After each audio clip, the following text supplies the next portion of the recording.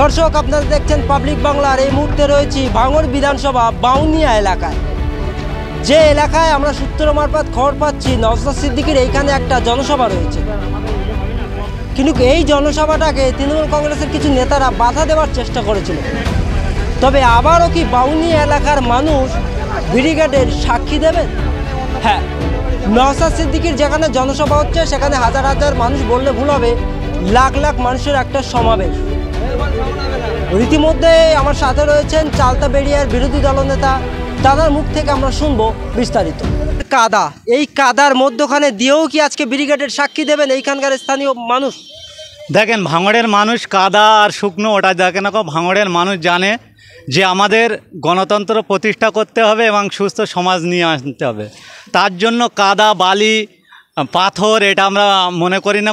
আমরা আজকের ভাঙড় থেকে প্রমাণ করে দেব যে আপনাদের দেখাচ্ছেন একদম কাদা, যেখানে মানুষ দাঁড়ানোর পরিস্থিতি নেই। এই কারণ এরকম একটা জায়গায় আমরা ডকেট পেয়েছি, পারমিশন পেয়েছি, সেই নিরিখে আমরা আজকে প্রোগ্রাম করছি। আমরা সংবিধানকে মান্যতা দিই এবং দেশের আইন ব্যবস্থাকে যেভাবে মান্যতা দিয়ে চলে আসছি, আমরা ভেবেই নেব যে আজকের যেখানে আমাদের প্রোগ্রাম, এই জায়গা থেকে আমরা মানুষের জন্য আওয়াজ তুলব বলে আপনাকে জানাচ্ছি।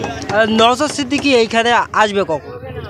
আমাদের নির্ধারিত সময় আছে। আমাদের প্রধান বক্তা আজকের আমাদের রাজ্যের ইন্ডিয়ান সেকুলার ফান্ডের চেয়ারম্যান নওশাদ সিদ্দিকী সাহেব, তিনি নির্দিষ্ট সময়ের মধ্যে চলে আসবেন। আমাদের যে সময়সীমা আছে তার মধ্যে তিনি এসে তার মূল্যবান বক্তব্য রাখবেন। কয়েকটা রাত পার হলেই লোকসভা নির্বাচন, তার আগে গোটা এলাকা দখল করে নিয়েছে তৃণমূল কংগ্রেস, কি বলবে? দেখেন, এলাকা দখল করলে তো হবে না।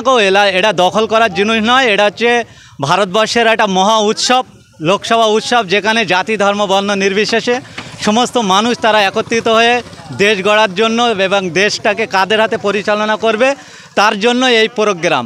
কিন্তু তৃণমূল কংগ্রেসরা আজ বলে নয়, দীর্ঘদিন থেকে, বিগত দিন থেকে আজ পর্যন্ত যেখানে যেখানে যে মতো জায়গা পেয়েছেন, মানুষের নিজেদের ক্ষমতা প্রয়োগ করে মানুষের কণ্ঠস্বর রোধ করতে চাইছেন। আমরা ওইসব ক্ষমতা দখল বুঝি না, দখল টকল বুঝি না। আমরা একটাই জিনিস বুঝি, মানুষের নিয়ে চলতে হবে, মানুষের জন্য কথা বলতে হবে। মানুষকে আমরা সঙ্গে নিয়ে চলছি, যদি আমাদের সম্মুখে তারা আছেন তাদের সঙ্গে চ্যালেঞ্জ হবে। সেই জায়গাতে আজকে নওশাদ সিদ্দিকীর এই শেষ ঐতিহাসিক জনসভা, রীতিমধ্যেই সেই স্টেজ কিন্তু হচ্ছেন শত বাধার পরে আজকে এইখানে জনসভা হবে। তবে আজকে আবারও ব্রিগেডের সাক্ষী দেবেন এইখানকার স্থানীয়বাসীরা।